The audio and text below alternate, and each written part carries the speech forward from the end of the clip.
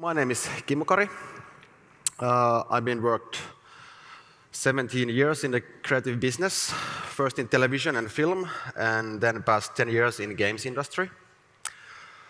And I'm not trying to present any sort of like list of rock solid rules about game development here, but I try anyway to sort of like simplify complicated things to make them easier to swallow.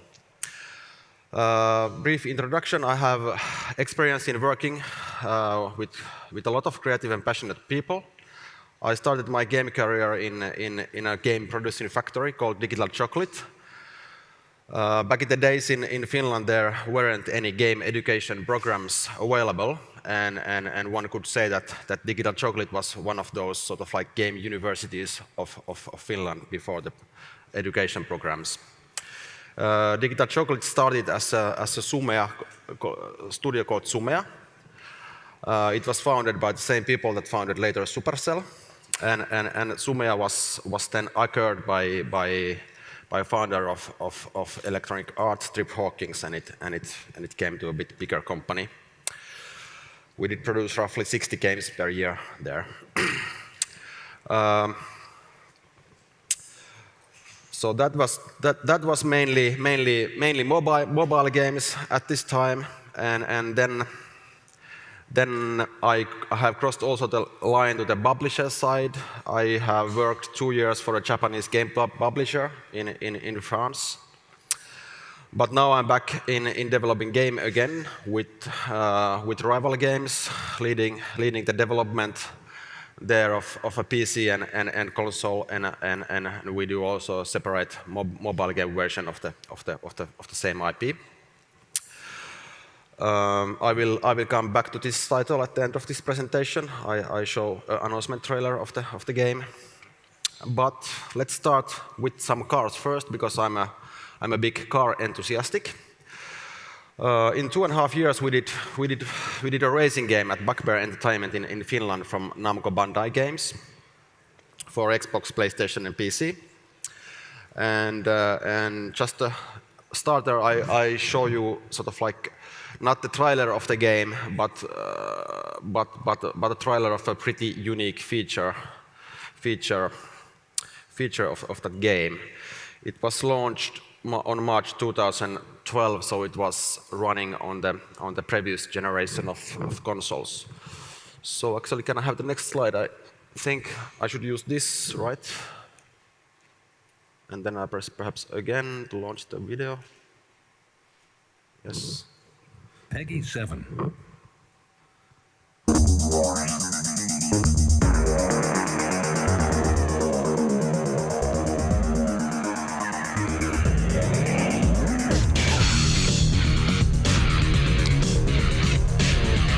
This trailer is about track editor. At this time, only Trackmania has a proper track editor for racing games. And we built 2 track editors for this game. One, a simple one that you can build your own New York in 30 seconds with those sort of like pieces of 200 meter times 200 meter, and then we also had sort of like an advanced editor for hardcore gamers. So then there you can tweak every single lamppost as much as you like. But of course this editor is not for everyone. But it of course resulted amazing tracks, and those tracks were shared online, and then you could invite your friends to play them.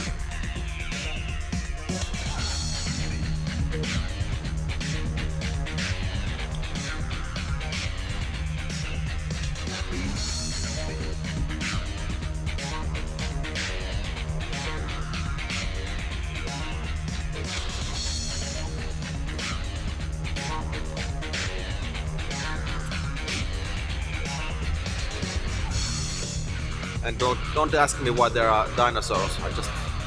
They just said to me that every good game has to have dinosaurs. So that's about that starting video. But now I go more into the topic of my speech.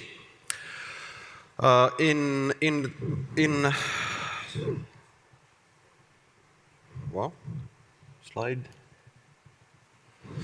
In 2012, Google started to study their own teams in order to find out why some stumbled while others soared.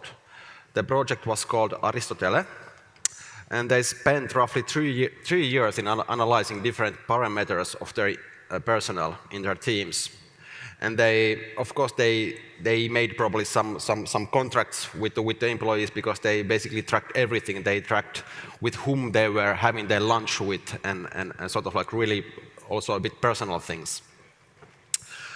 At this time, Google had around 51,000 employees, so it's pretty understandable why they took this project seriously.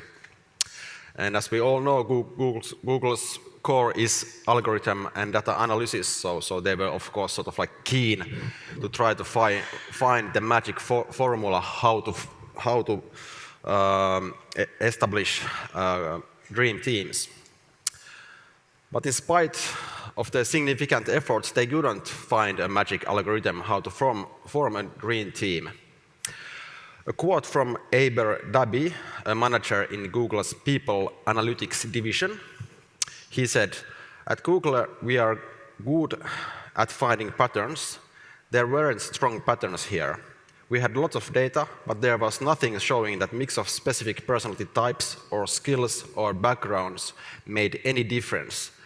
The who part of the equation didn't seem to matter." A bit sort of like slap in the face result. After this frustrating result, Google's team found an older study from 2008 from a group of psychologists from Carnegie Mellon, MIT, and Union College. In this paper, researchers concluded that what distinguished the good teams from dysfunctional groups was how teammates treated one another. The right norms could raise groups' collective intelligence, whereas the wrong norms would make the opposite, even if individually all the members were exceptionally bright. With the right norms, they mean behaviors that create psychological safety, conversational turn-taking, and empathy. So simply by showing some empathy towards your coworkers, one can create these human bonds that are important aspect of human collaboration. These good norms provide some healthy soil for great teams to flourish.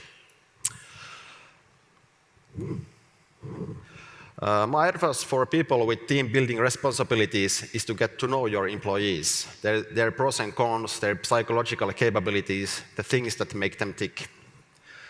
At the end, it is quite difficult to predict how individuals get along with each other.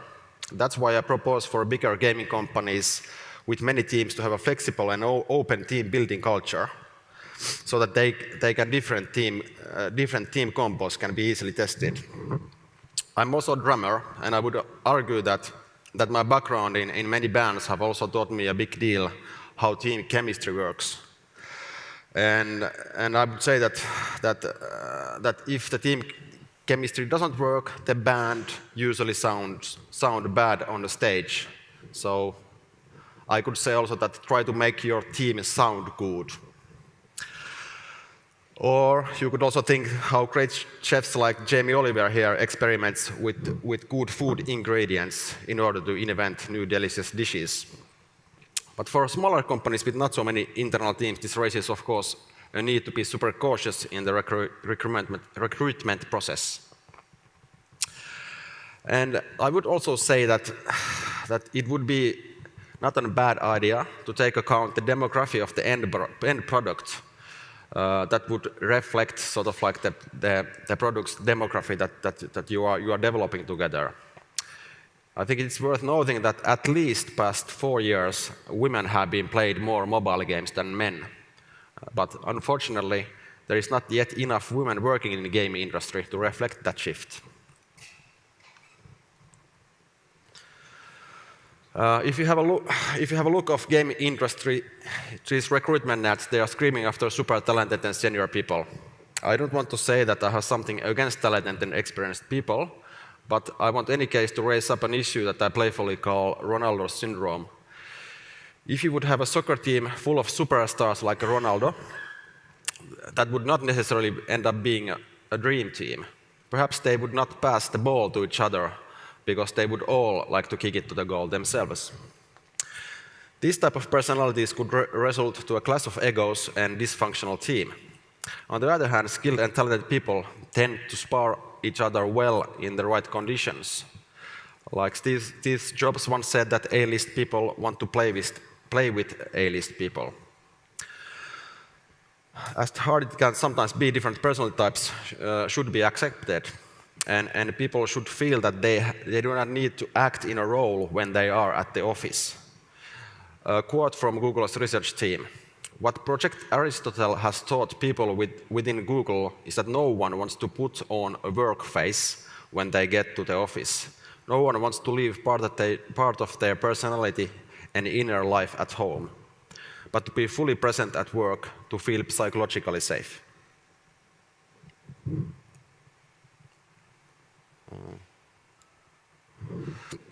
Okay, let's now assume that we have a good and motivated team and a somewhat realistic project for them to start working on. What can still go wrong? Many people in the game industry are very passionate towards their work, and that is of course a good thing, but it can also raise some challenges that are needed to take into account.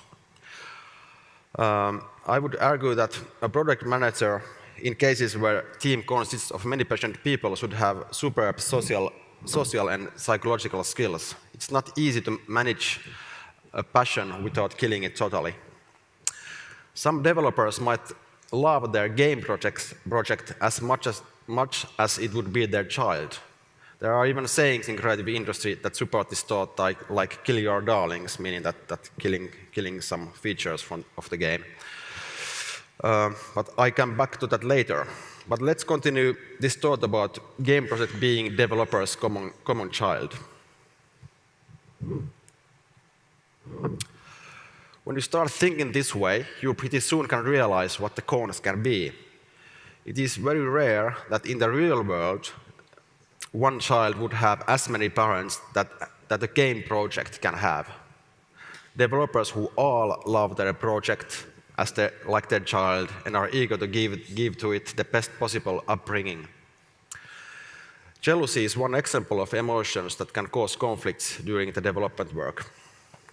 And also personal passion towards a project might lead the different persons to perceive the project in different ways. I guess we all have heard the saying, design by committee does not work. That implies to a bad design, designed without clear vision, designed as a result of tenseless compromises and so forth. A design with no one is really happy with. That's why I suggest following process. When you know broadly what type of game you are doing and what is your demography, do following 3 steps. Make as clear decisions as possible. Who are the creative leaders of the project? Usually, some hierarchy is needed to make it clear for everybody. For example, if the game project needs many designers, nominate one to be a lead designer or design director. And the same applies, of course, to other disciplines.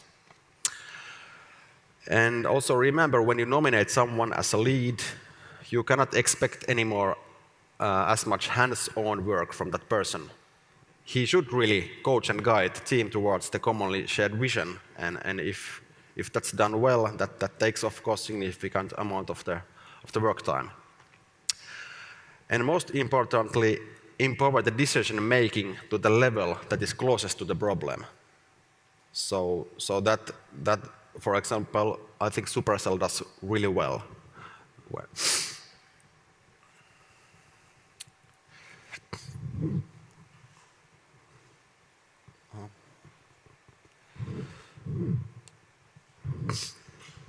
Right in the beginning, in order to get everybody on board, it is a good idea to involve everyone to the brainstorming sessions. There are many different techniques that should be used to reveal the potential from different personality types. For example, some people are more talented in oral expression and some excel in writing. My advice to combine at least vocal and written exercises. Vocal techniques are good because some people do get inspired from others. One team member's idea might start sort of like a creative spiral where the idea gets evolved. But usually the team consists of some more shy or introvert people as well. They usually don't like to participate in these shouting contests. So in order to get them play well as well, I recommend to execute some written exercises, and they can be as simple as you just give all the people in the brainstorming session pen and paper and ask them write down their ideas.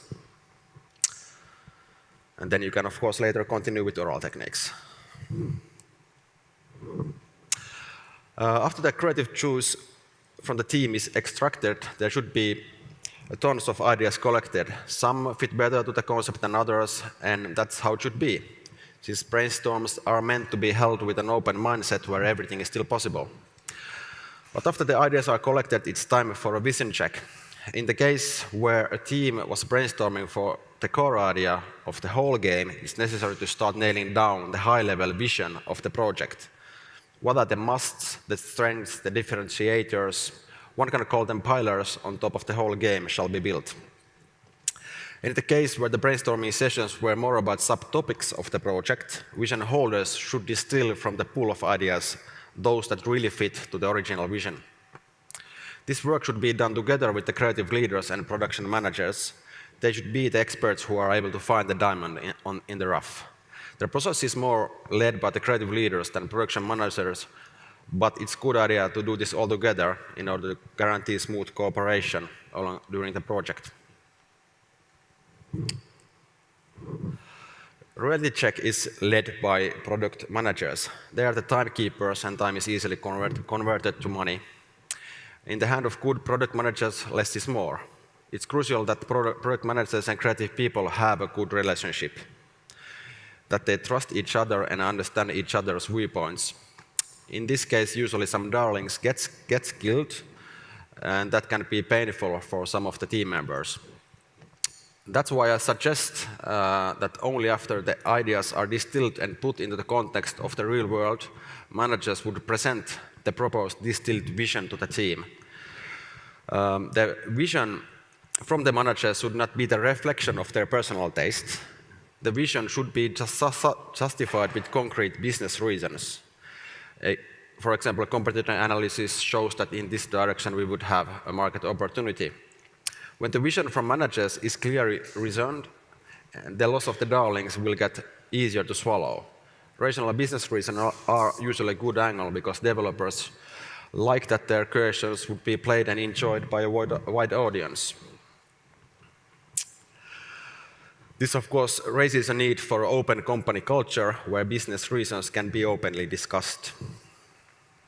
For example, when I worked at Bugbear Entertainment, managers perceived that after Flatout 3, there was a clear demand for a Flatout 4 type of game from the original developer. Flatout 1 and 2 were from Bugbear. So loyal fans of the Flatout were thirsty to see more of the demolition derby. And it was quite a no-brainer decision to start the game project that is nowadays called Wreckfest. I have here some alpha footage of the game. That demonstrates sort of like the engine that Bugbear has been developing more than 10 years now.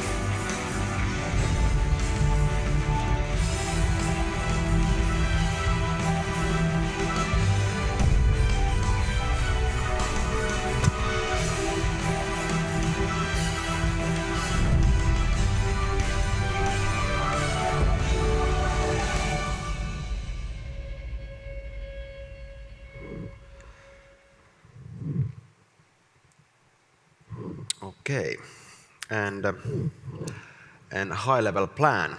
I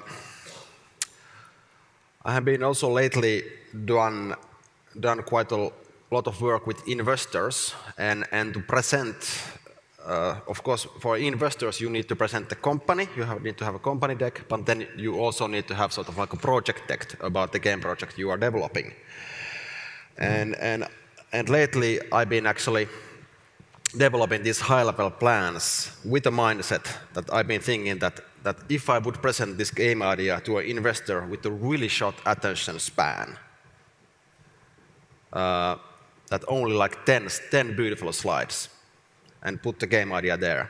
And then I noticed that is also a really good way to put the whole team, the internal team, on the same page as well. Because I've been in many game companies, and I can argue that not in a single one all the personnel would have read the big design bible of the game. But this sort of like short presentation, everybody will read, and that puts everybody on the same page. And of course, then sort of like the actual project management. I like to work with post-it stickers myself to really visualize how the project could go, and I also actually like to keep it on the wall and in that way sort of like also present how the process is going forward as well. And also demo, prototype, whatever you call it, is a really important thing in game development, and I would say that prototype should prove two things: game is entertaining and it's realistic to develop that with the current team, the chosen team. And I think that should be taken really seriously. It is really a cheap milestone to fail because it's in so early stage. So you should really do it many times before going forward.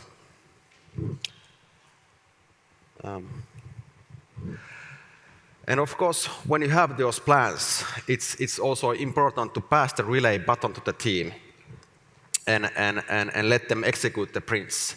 And this I have been also seen failing many times. There are many managers that are afraid of really passing the team the relay button. And of course, it is a bit difficult to run when you don't really have the button in your hand.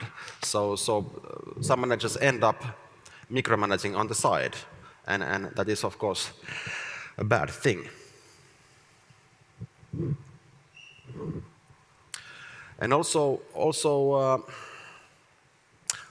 I would raise sort of like this aspect, that is that the spirit and the sort of like emotional behavior of the managers is an important thing to take account. They sort of like emotions are like diseases that spread easily, and managers should pay attention how they behave in the office. They should not spread the stress or whatever they are experiencing, because they have of course a lot of responsibilities towards stakeholders. And naturally, I vote for learning from mistakes. There are of course really good educations and systems and stuff like that, but in some cases, when experienced product managers sees that, okay, this team is going to fail this sprint, he should actually sometimes let the team fail the sprint. Because learning by mistakes is much more powerful way of learning than to try to tell them that this is the way you should do it. Learning by mistakes, then they really do remember that learning longer time, and failing a one sprint doesn't usually mean a lot for a game game development project. And of course, the killing, the art of killing, ideas, even the whole game in as early phase is really important thing. But I'm now a bit running out of time, so I don't go that much deeper. Then I would say that avoid crunch. Less stresses, less mistakes. A Harvard study in 2012 stated that 65% of startup failures happened due to personal stress. Here is a short sort of like takeaway slide.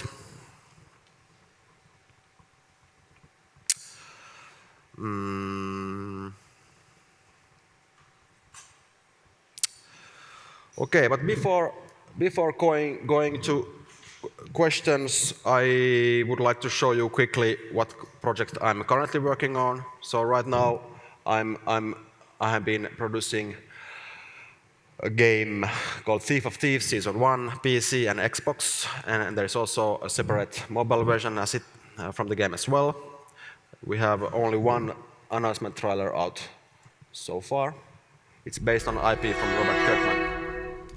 It's a narrative heist game.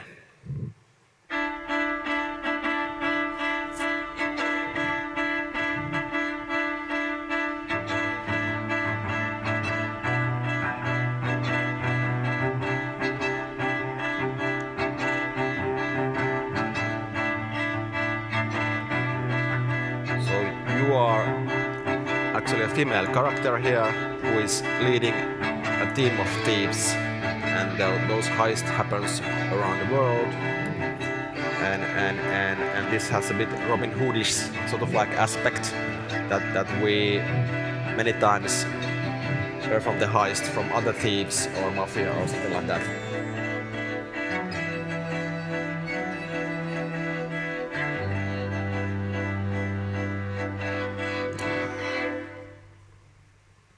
Yeah, and then it's coming out on summer. And then I'm also biz-deving one game music orchestra called Game Music Collective. We just had the first concert in Finlandia Hall. This is short demo of that, if I have time. Probably I have. This is a medley. There will be 3 more concerts in Finland in next month, and then we hope that we can cross the border of Finland with this orchestra pretty soon. The first debut concert was in Finlandia Hall with 1,700 people. Hall was sold out, and there were Final Fantasy fans that started honestly crying during the concert.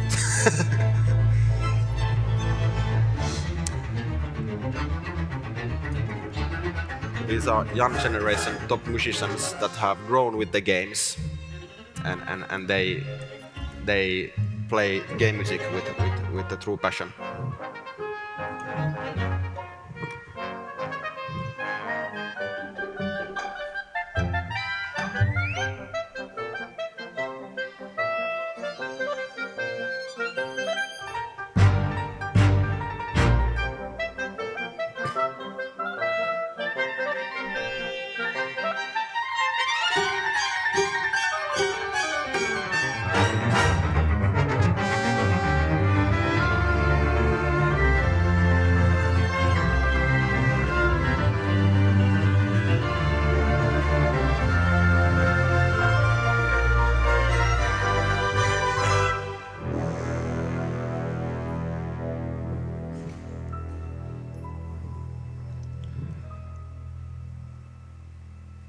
So WePlayGameMusic.com, you can find more info about this orchestra.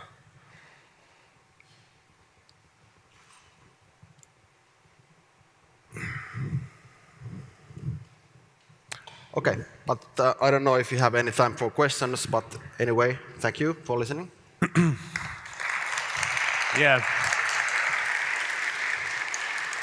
I think we have this before when our speakers were also musicians, but I believe it's the first time when they have actually the promo of the concert on Game Development Conference. Okay, thank you very much, Kimmo. If you have any questions to him, please raise your hands. We have our helpers in blue shirts, so they'll bring you the mic. Yeah, we have some questions, please. Hi, thanks for the speech. You talked about the psychologically safe work environment. Yes. What have you personally done, or what your companies have done to kind of ensure this kind of safe environment? What kind of like concrete actions? Yes, thanks for the question. So it is, of course, a very multidimensional thing. You should, of course, sort of like be like my takeaway slide. You should be clear on what you are doing. The project parameters should be as clear as possible, because all the developing game itself to try to make a digital product fun is difficult and risky and a bit like magic thing to make it happen. But try to make the sandbox clear, sort of like it's a safe play for the developers to play. And of course, just be fair, be polite, be open. But anyway, you need to also you need to be able to make the decisions when it's the time to make the decisions. Also, I've seen many times that the managers try to be sometimes a bit too soft, and they are not able to make the decisions at the time, and that also spreads the insecurity in the team that what is really going to happen with this feature or the whole game. Okay, do you have more questions? No. Okay, let's say thanks to Kimmo, musician, speaker, passion manager. Thank you for being a part of Game Dev 2018. Okay. Thanks a lot. Thank you. So guys, yeah.